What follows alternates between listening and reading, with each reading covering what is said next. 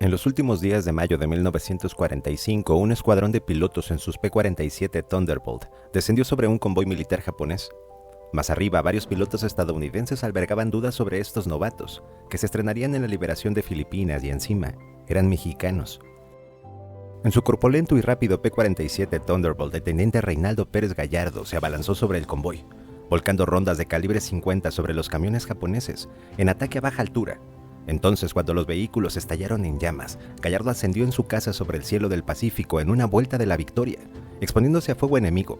Por la radio, una voz estadounidense crepitó: «¡Mira a ese mexicano loco!».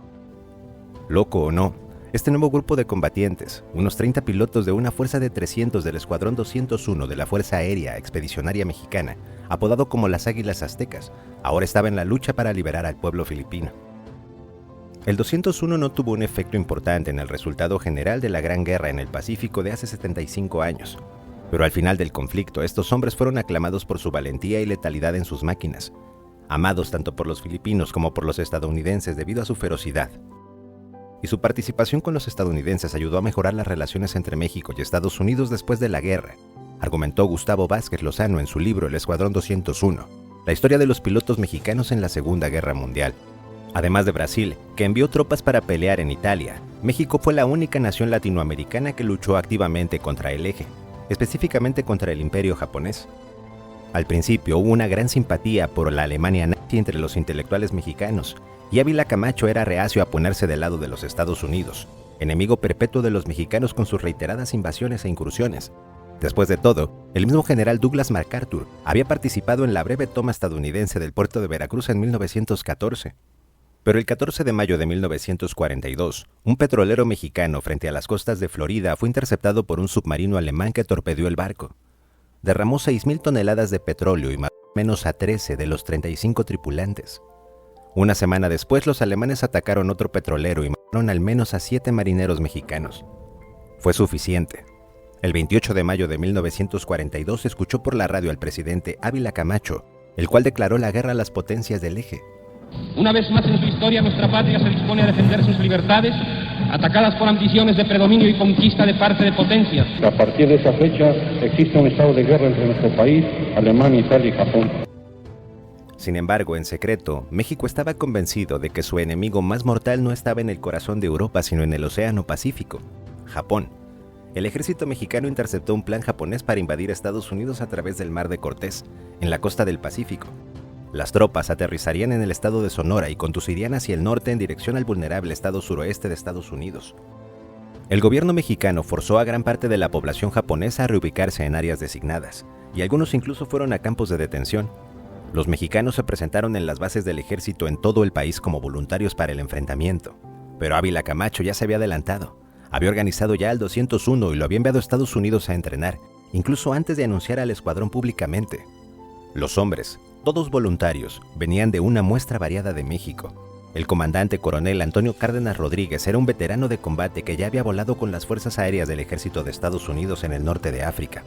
Aún así, algunos estadounidenses no sentían que Rodríguez fuese lo suficientemente pro-estadounidense e intentaron sin éxito que lo reemplazara.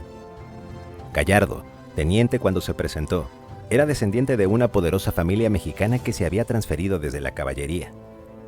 De camino a la guerra, los hombres del 201 se detuvieron primero en San Antonio, Texas, donde a manera de humillación recibieron el entrenamiento de las pilotas del servicio de la Fuerza Aérea de Mujeres. Luego fueron enviados al norte de Texas y luego a Idaho, a entrenar en el avión que los llevaría a la guerra, el Republic P-47 Thunderbolt. Diseñado como un caza, el avión también era un tanque volador, capaz de dar soporte aéreo desde cerca, lanzando bombas de más de 220 kilos y descargando cañones de calibre 50 con una ferocidad generosa. A Gallardo le encantaba llegar al límite con su gran avión de combate. Cuando el escuadrón fue a Greenville, en el norte de Texas, salió de formación de su Thunderbolt y zumbó sobre la ciudad. Voló justo encima de la calle principal. Al aterrizar fue arrestado y enviado a trabajo de escritorio. Estaba muy triste, dijo después en un recuento de la historia oral para la Universidad de Texas en Austin, pero sabía que volvería a volar un día, y lo hizo. Fue restablecido en breve, a tiempo de concluir su entrenamiento en Texas e ir al entrenamiento avanzado con el resto de su unidad. Lejos de casa, los mexicanos experimentaron algo que nunca habían conocido: la discriminación y el racismo. Durante su entrenamiento, el dueño de un restaurante se rehusaba a atenderlos a pesar de sus uniformes, porque eran mexicanos. Muchos en el escuadrón sospechaban que los estadounidenses dudaban de sus habilidades como combatientes. Mientras tanto, la contraofensiva estadounidense comenzó a dar frutos, aunque a un costo humano asombroso. La batalla del Mar de Coral obstaculizó a la armada japonesa. La batalla de Midway destruyó sus preciados portaaviones.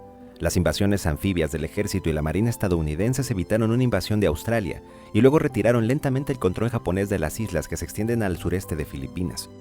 Incluso cuando se perdieron miles de vidas en batallas agotadoras como sucedió en la batalla de Guadalcanal. Al fin, el premio quedó a la vista: Filipinas y las islas periféricas como Guam y Tinian. A partir de ahí, los aliados volverían a estar dentro del alcance para bombardear a las principales islas japonesas y después invadirlas. Entonces MacArthur regresó y la principal fuerza de invasión estadounidense aterrizó en las Filipinas, en Luzón, el 9 de enero de 1945, entablando una lucha campal con los japoneses. Al llegar a Filipinas a bordo del USS Fair Isles, el 30 de abril de 1945, el 201 fue asignado a la Quinta Fuerza Aérea de Estados Unidos. El 201 entró en acción por su cuenta cerca de Vigan, donde los japoneses estaban atrincherados y la única manera de sacarlos era volcar cerca de la cordillera, ejecutando peligrosos bombardeos en picada. Los mexicanos cumplieron con el trabajo, para asombro de los estadounidenses, que los apodaron narices blancas por la pintura en sus cubiertas. Los pilotos habían volado tan cerca de los japoneses que uno de los primeros aviones recibió 2 impactos en las alas. El 1 de junio de 1945, el 201 planificó un ataque a un depósito de municiones japonés. Debido a 3 altos acantilados y a las baterías antiaéreas, tendría que ir en picada desde grandes alturas y entonces intentar elevar y sacar sus pesados aviones. Los estadounidenses lo consideraron un suicidio. Los mexicanos nunca habían bombardeado en picada en un combate. 4 pilotos despegaron. Carlos Garduño Núñez explicó después: Fausto venía detrás de mí, pegado prácticamente. Primero yo solté mis bombas y salí inmediatamente rasurando el mar. Vino el blackout. Y cuando recuperé la visión y mi avión iba subiendo, volteé a ver a Fausto y me seguía. Pero era otro avión. Le dieron a Cachito. Cachito era el apodo del piloto más joven del escuadrón, el teniente segundo Fausto Vega Santander, quien era de Veracruz y tenía tan solo 22 años. Varios relatos describen que fue alcanzado por fuego japonés o que perdió el control. Su poderoso P-47 se sacudió 2 veces hacia la derecha y luego dio un tumbo hacia el Pacífico a 560 km por hora.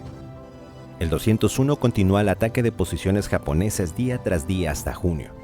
A medida que comenzaba la temporada de lluvias, el 201 entró en combate para atacar a la infantería japonesa y los cañones antiaéreos restantes en el norte de Luzón, en el valle de Mariquina, al este de Manila.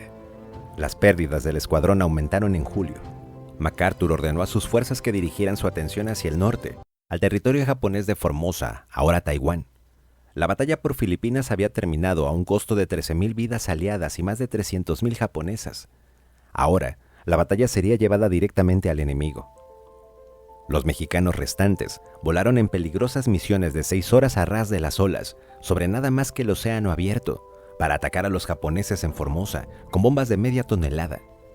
A pesar de las pérdidas, no hubo reemplazos, y con 14 aviones destrozados, el 201 se estaba volviendo ineficaz en el combate.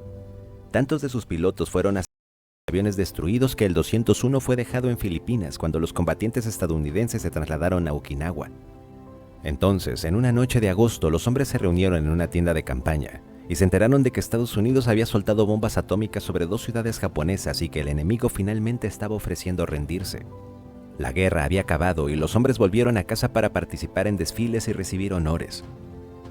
Puedo recordar vívidamente nuestra bienvenida a casa en México, dijo el capitán Luis Pratt a un entrevistador de la Fuerza Aérea de Estados Unidos en 2003. Mientras viajábamos a través de los pueblos hacia la capital de México, fuimos recibidos por multitudes que nos aclamaban, confeti y bandas de música. El Escuadrón 201 condujo 96 misiones de combate apoyando a las fuerzas terrestres aliadas. Participaron activamente en los bombardeos de Luzón y Formosa, hoy Taiwán. En total se volaron 2.842 horas en el Pacífico, de las cuales 1.970 horas fueron en misiones de combate, 591 horas en zona de combate y 281 horas voladas de entrenamiento previo.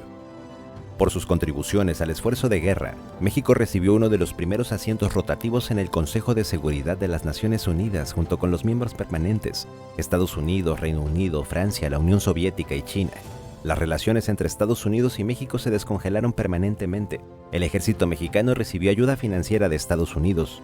Durante la Guerra Fría, la CIA estableció secretamente la oficina más grande para la inteligencia de los Estados Unidos en el hemisferio occidental en la Ciudad de México. Finalmente, México recibió ayuda y entrenamiento militar de Estados Unidos que continúan hasta estos días. Los infantes de Marina Mexicana, por ejemplo, entrenan en Camp Pendleton, en California. El libre comercio no habría sido posible sin una atmósfera más relajada entre ambos vecinos norteamericanos para bien o para mal. El general Henry Harley dijo en 1945 que el Escuadrón 201 puso fuera de combate a 30,000 soldados japoneses. Al registrar 2,000 horas de salidas de combate, la unidad arrojó 1,457 bombas sobre los japoneses. Con información del libro Escuadrón 201 y The New York Times, esto fue Las Águilas Aztecas. Si te gustó el video, deja tu like y comparte. Prohibido olvidar.